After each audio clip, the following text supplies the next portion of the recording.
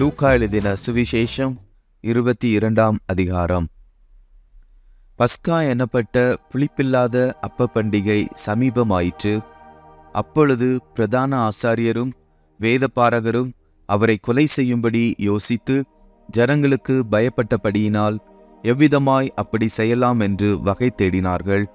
அப்பொழுது 12 ஒருவனாகிய ஸ்காரியோத் என்னும் மறுபேர் கொண்ட யூதாசுக்குள் சாத்தான் புகுந்தான்.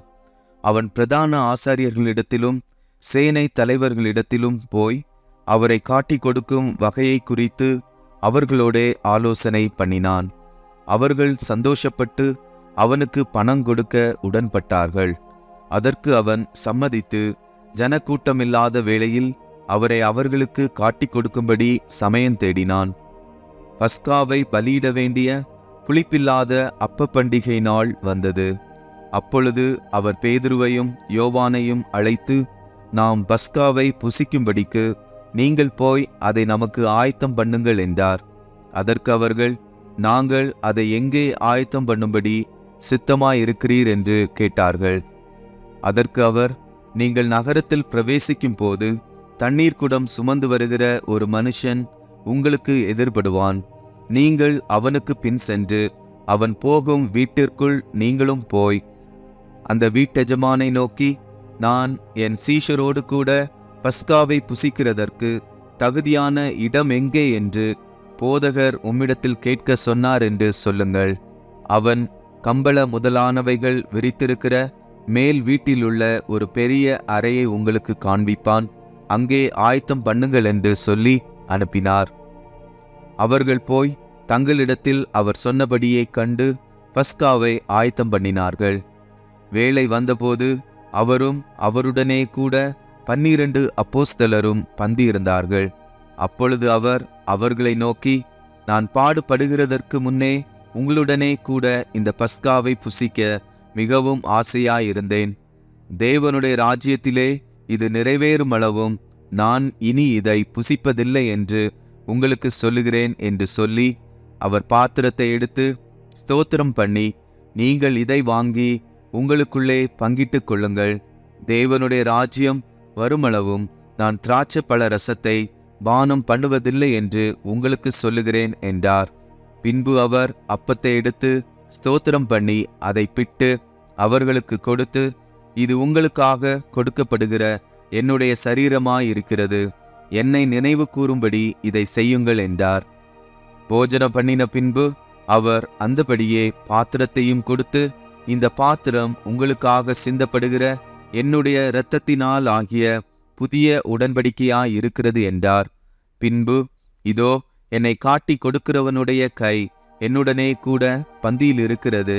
தீர்மானிக்கப்பட்டபடியே மனுஷகுமாரன் போகிறார். ஆனாலும் அவரை காட்டி கொடுக்கிற மனுஷனுக்கு ஐயோ என்றார். அப்பொழுது அவர்கள், நம்மில் யார் அப்படி செய்வான் என்று தங்களுக்குள்ளே விசாரிக்க தொடங்கினார்கள்.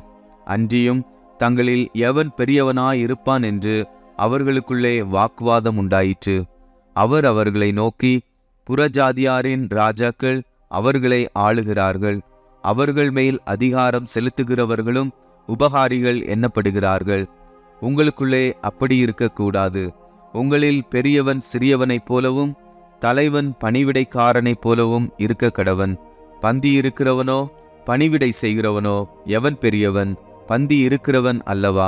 அப்படியிருந்தும் நான் உங்கள் நடுவிலே பணிவிடைக்காரனைப் போல் இருக்கிறேன். மேலும் எனக்கு நேரிட்ட சோதனைகளில் என்னோடே கூட நிலைத்திருந்தவர்கள் நீங்களே. ஆகையால் என் பிதா எனக்கு ஒரு ராஜ்யத்தை ஏற்படுத்தினது போல நானும் உங்களுக்கு ஏற்படுத்துகிறேன். நீங்கள் என் ராஜ்யத்திலே என் பந்தியில் போஜன பானம் பண்ணி இஸ்ரவேலின் 12 கோத்திரங்களையும் நியாயம் தீர்க்கிறவர்களாய் சிங்காசனங்களின் மேல் உட்கார்வீர்கள் என்றார். பின்னும் கர்த்தர், சீமோனே சீமோனே, இதோ கோதுமையை சுளகினால் புடைக்கிறது போல சாத்தான் உங்களை புடைக்கிறதற்கு உத்தரவு கேட்டுக்கொண்டான். நானோ உன் விசுவாசம் ஒளிந்து போகாதபடிக்கு உனக்காக வேண்டிக் கொண்டேன். நீ குணப்பட்ட பின்பு உன் சகோதரரை ஸ்திரப்படுத்து என்றார். அதற்கு அவன், ஆண்டவரே, காவலிலும் சாவிலும் உம்மை பின்பற்றி வர ஆயத்தமாயிருக்கிறேன் என்றான். அவர் அவனை நோக்கி, பேதுருவே, இன்றைக்கு சேவல் கூவுகிறதற்கு முன்னே நீ என்னை அறிந்திருக்கிறதை 3 தரம் மறுதலிப்பாய் என்று உனக்கு சொல்லுகிறேன் என்றார். பின்னும் அவர் அவர்களை நோக்கி, நான் உங்களை பணப்பையும் சாமான் பையும் பாதரட்சைகளும் இல்லாமல் அனுப்பின போது ஏதாகிலும் உங்களுக்கு குறைவாயிருந்ததா என்றார். அவர்கள், ஒன்றும் குறைவாயிருந்ததில்லை என்றார்கள். அதற்கு அவர், இப்பொழுதே பணப்பையும் சாமான் பையும் உடையவன் அவைகளை எடுத்துக்கொள்ள கடவன். பட்டயம் இல்லாதவன் தன் வஸ்திரத்தை விற்று ஒன்றை கொள்ள கடவன். அக்கிரமக்காரரில் ஒருவனாக எண்ணப்பட்டார் என்று எழுதியிருக்கிற வாக்கியம் என்னிடத்தில் நிறைவேற வேண்டியதென்று உங்களுக்கு சொல்லுகிறேன். என்னை பற்றிய காரியங்கள் முடிவு பெறுங்காலம் வந்திருக்கிறது என்றார். அதற்கு அவர்கள், ஆண்டவரே, இதோ இங்கே 2 பட்டயம் இருக்கிறது என்றார்கள். அவர் போதும் என்றார். பின்பு அவர் புறப்பட்டு வழக்கத்தின்படியே ஒலிவ மலைக்கு போனார். அவருடைய சீஷரும் அவரோடே கூட போனார்கள். அவ்விடத்தில் சேர்ந்த பொழுது அவர் அவர்களை நோக்கி, நீங்கள் சோதனைக்குட்படாதபடிக்கு ஜெபம் பண்ணுங்கள் என்று சொல்லி அவர்களை விட்டு கல்லெறி தூரம் அப்புறம் போய் முழங்கால் படியிட்டு, பிதாவே, உமக்கு சித்தமானால் இந்த பாத்திரம் என்னை விட்டு நீங்கும்படி செய்யும். ஆயினும் என்னுடைய சித்தத்தின்படி அல்ல, உம்முடைய சித்தத்தின்படியே ஆக கிடவது என்று ஜெபம் பண்ணினார். அப்பொழுது வானத்திலிருந்து ஒரு தூதன் தோன்றி அவரை பலப்படுத்தினான். அவர் மிகவும் வியாகுலப்பட்டு அதிக ஊக்கத்தோடே ஜெபம் பண்ணினார். அவருடைய வேர்வை இரத்தத்தின் பெருந்துளிகளாய் தரையிலே விழுந்தது. அவர் ஜெபம் பண்ணி முடித்து எழுந்திருந்து தம்முடைய சீஷரிடத்தில் வந்து அவர்கள் துக்கத்தினாலே நித்திரை பண்ணுகிறதைக் கண்டு, நீங்கள் நித்திரை பண்ணுகிறதென்ன?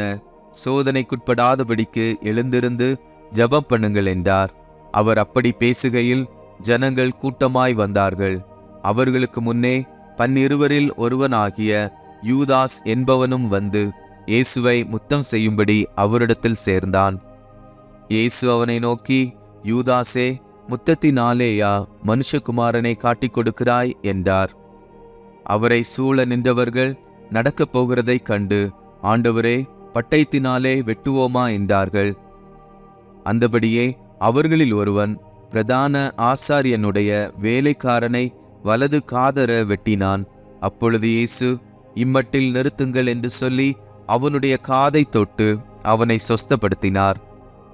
பின்பு இயேசு தமக்கு விரோதமாய் வந்த பிரதான ஆசாரியர்களையும் தேவாலயத்து சேனை தலைவர்களையும் மூப்பர்களையும் நோக்கி, ஒரு கள்ளனை பிடிக்க புறப்பட்டு வருகிறது போல நீங்கள் பட்டயங்களையும் தடிகளையும் எடுத்து புறப்பட்டு வந்தீர்களே. நான் தினந்தோறும் தேவாலயத்தில் உங்களுடனே கூட இருக்கையில் நீங்கள் என்னை பிடிக்க கை நீட்டவில்லை. இதுவோ உங்களுடைய வேலையும் அந்தகாரத்தின் அதிகாரமுமாயிருக்கிறது என்றார். அவர்கள் அவரை பிடித்த பின்பு பிரதான ஆசாரியனுடைய வீட்டில் கொண்டு போய்விட்டார்கள். பேதுருவும் தூரத்திலே பின் சென்றான். அவர்கள் முற்றத்தின் நடுவிலே நெருப்பை மூட்டி அதை சுற்றி உட்கார்ந்த போது பேதுருவும் அவர்கள் நடுவிலே உட்கார்ந்தான். அப்பொழுது ஒரு வேலைக்காரி அவன் நெருப்பண்டையிலே உட்கார்ந்திருக்க கண்டு அவனை உற்று பார்த்து, இவனும் அவனோடு இருந்தான் என்றாள். அதற்கு அவன், ஸ்திரீயே, அவனை அறியேன் என்று மறுதலித்தான். சற்று நேரத்துக்கு பின்பு வேறொருவன் அவனைக் கண்டு, நீயும் அவர்களில் ஒருவன் என்றான். அதற்கு பேதுரு, மனுஷனே, நான் அல்ல என்றான்.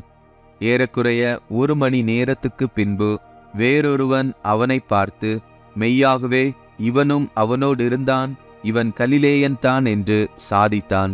அதற்கு பேதுரு, மனுஷனே, நீ சொல்லுகிறதை அறியேன் என்றான்.